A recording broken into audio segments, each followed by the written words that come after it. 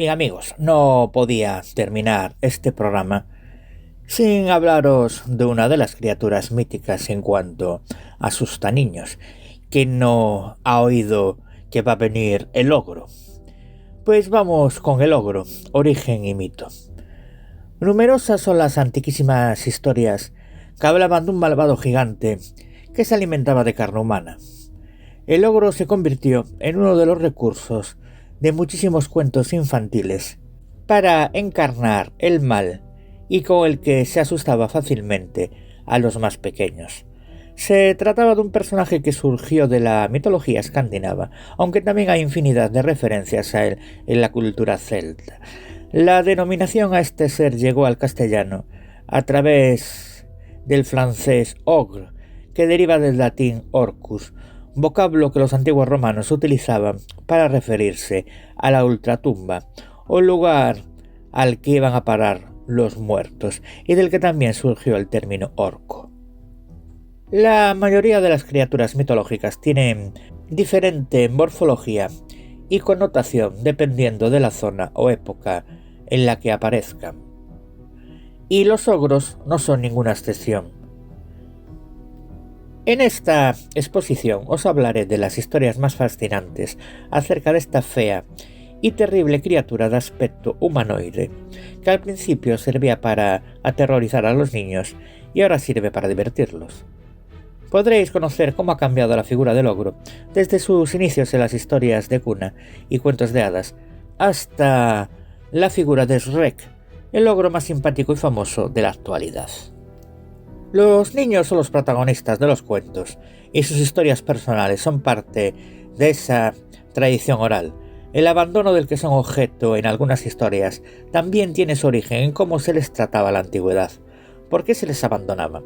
Se les sacrificaba para satisfacer a una divinidad, para atender a la profecía de un oráculo o por motivos económicos. La falta de salud, deficiencias físicas o psíquicas también eran motivos de exposición o infanticidio. Y claro, esos niños abandonados de no más de 6 o 7 años se podían encontrar con los orcos, ogros. Orcos era el gigante hijo de Plutón que castigaba los juramentos rotos en el inframundo, como los ogros de nuestros cuentos.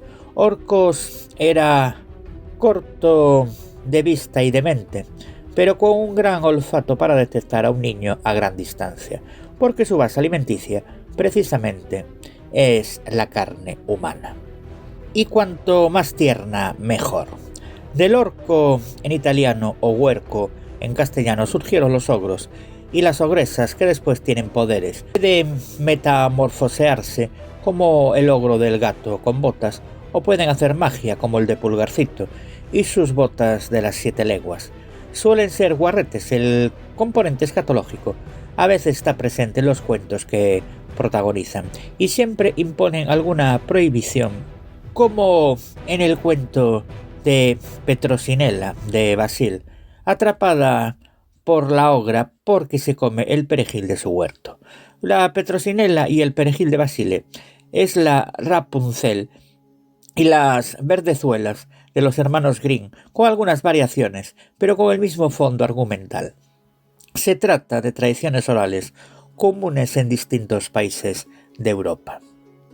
La primera mención literaria a los ogros se le atribuye a Chrétien de Troyes, más precisamente en el poema del siglo XII, Perceval, la historia del Grial.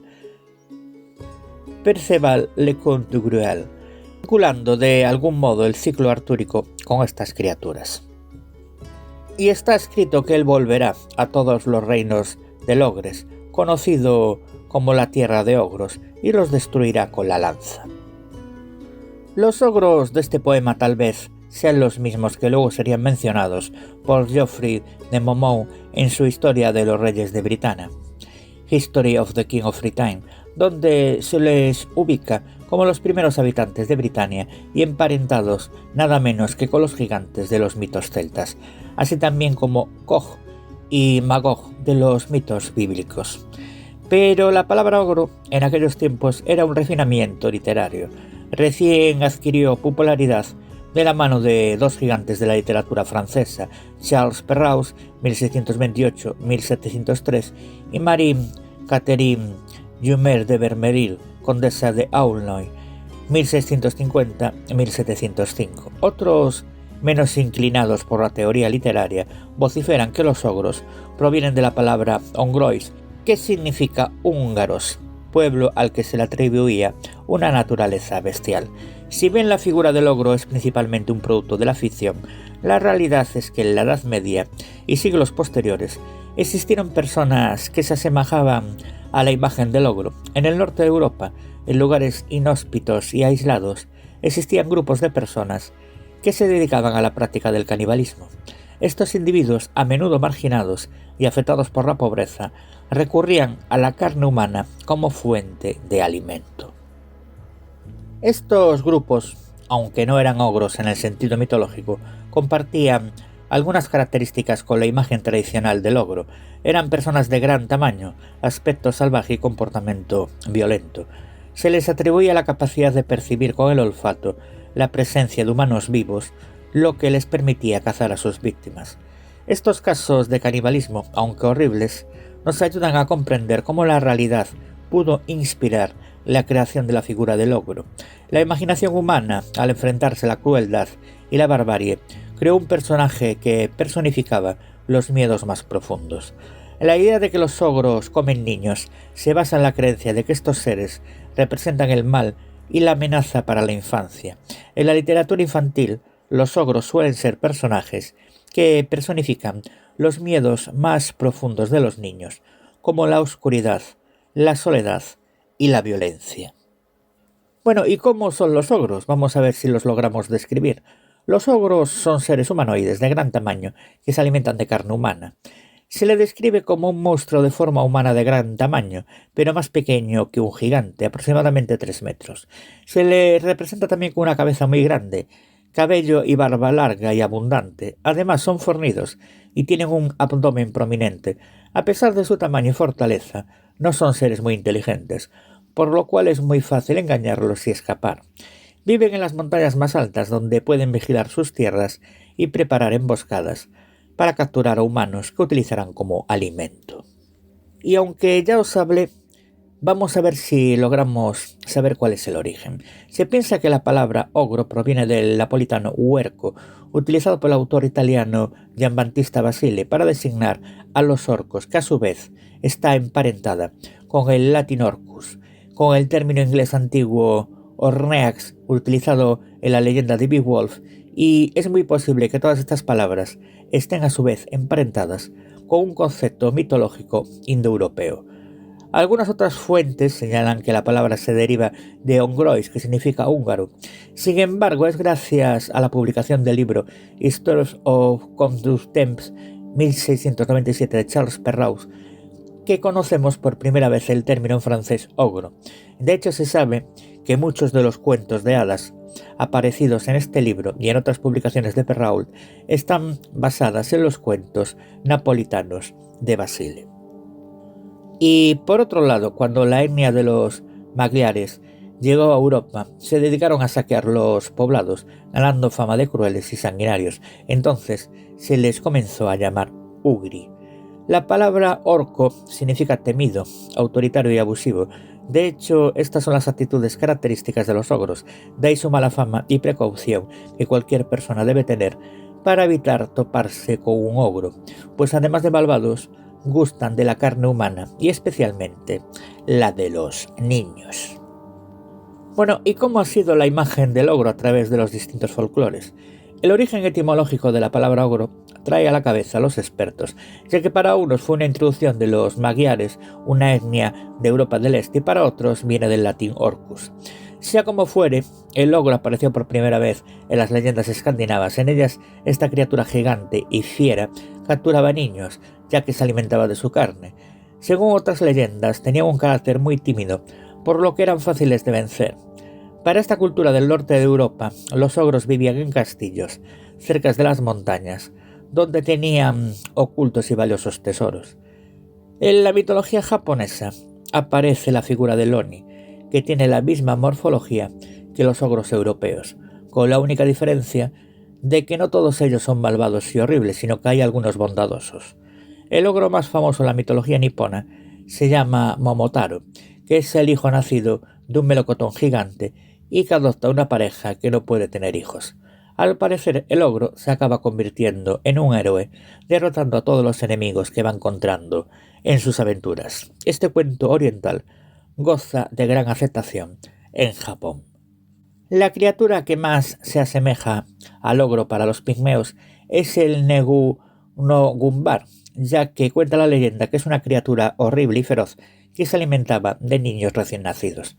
Así como para los musulmanes y los indios, también existen varios cuentos de ogros en los que siempre estos son criaturas malévolas que raptan y se alimentan de bebés. Para los pueblos algonquinos de los Estados Unidos, el ogro que nosotros conocemos recibe el nombre de Wendigo y es descrito como un humanoide con una fuerza enorme y que recurre al canibalismo para sobrevivir. La leyenda principal del Wendigo es que en realidad era un gran cazador que se llegó a perder en el bosque y tuvo que transformarse en un ogro que comía carne humana para sobrevivir, sin poder volver ya a su forma original. Se cree que esta leyenda pudo tener orígenes verídicos, lo que explicaría el canibalismo en algunas zonas de la antigua Norteamérica. Os iba a hablar del Wendigo en este programa, pero si no se me hace demasiado largo, y del Wendigo os hablaré tarde o temprano en algún programa. Pasamos ahora a la aparición de los ogros en la cultura popular. La primera vez que se utilizó el término ogro en una novela fue gracias a Charles Perrault y sus Historios contes du temps. En estos cuentos basados en los napolitanos de Basile, como os decía, aparece la figura del ogro como un ser casi humano, con una compresión muy fuerte y gran vello corporal. Podemos decir que el autor francés describió por primera vez la figura del ogro clásico en Europa y gracias a ello todo el mundo que leyó estos cuentos de hadas le puso forma en su imaginación. En nuestros tiempos el ogro es una figura mitológica que está muy presente tanto en los juegos de rol como en los videojuegos, aunque sin duda alguna el REC fue el ogro que se encargó de que todos cambiemos de opinión respecto a esta criatura antaño horrible. La película REC se proyectó en los cines el año 2001. Fue todo un éxito en taquilla. En ella se representaba a un ogro verde que vivía en una charca. Era solitario, un tanto huraño y muy sucio, pero al final de la película consigue robarnos a todos el corazón, gracias a su humor y sus valores poco propios de una criatura como él. Y quiero acabar con una serie de curiosidades. Por cierto, la primera sobre el REC, y es la curiosa teoría sobre el REC. La teoría de que los padres del REC intentaron de todas maneras deshacerse de él porque su pequeña estatura era una desgracia y decepción para los ogros. La teoría que se popularizó en Reddit por el usuario Stem Thailand en marzo de 2022 detalla que los otros ogros también le enseñan a Rek la habilidad de soplar aire por las orejas como si fueran cuernos de guerra. Según la teoría, la tradición de los ogros dice que tienen que ser criaturas aterradoras y repugnantes, pero como Rek desde niño no era como los demás, sus padres estaban avergonzados y mintieron para deshacerse de él. Y ahora quiero hablaros de la fuente del ogro devorador de niños, a ver si me sale el nombre, Kirchifresserbrunnen, en Berna, Suiza. En el corazón de la ciudad suiza de Berna, una estatua inquietante sigue desconcertando y aterrorizando a quienes la observan. Se trata de Kirchifresserbrunnen, también conocida como la fuente del ogro devorador de niños. Es una imponente escultura que representa aparentemente a un ser con un niño a medio devorar, mientras otros 4 esperan su trágico destino. Esta misteriosa obra, construida en 1546 por el escultor suizo Hans Gief, se encuentra en la plaza Hohensplatz de la ciudad vieja de Berna. A lo largo de casi 500 años, esta peculiar estatua ha despertado una mezcla de horror y curiosidad, convirtiéndose en una de las atracciones más famosas de Suiza. Pese a su longeva existencia, su significado sigue siendo un misterio. Y vamos con las teorías sobre su significado, que me llama mucho la atención. Entre las primeras y diversas teorías que intentan explicar su interpretación, la primera sugiere que podría representar al hermano mayor del fundador de Berna, el duque Berchtold V de la casa Thüringen. Según la leyenda, los celos por su propio hermano lo llevaron a la locura, haciendo que se convirtiera en un devorador de niños. Otra teoría apunta a la mitología clásica, sugiriendo que la estatua simboliza al titán Cronos, conocido por devorar a sus propios hijos para evitar ser derrocado. Una tercera posibilidad sugiere que la fuente podría estar inspirada en la famosa pintura de Goya, Saturno devorando a su hijo, que retrata una escena similar. Sin embargo, una de las explicaciones más controvertidas es que la escultura es una representación antisemita.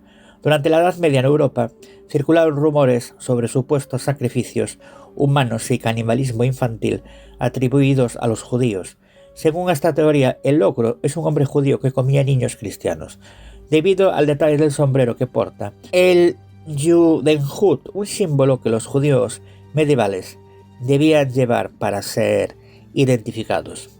Aunque todo son teorías y nadie sabe con certeza a quién o a qué representa esta impactante estatua, su existencia sigue generando fascinación y horror en partes iguales. Asimismo, es un atractivo turístico para quienes visitan la plaza Kongens Plads de la ciudad vieja de Berna.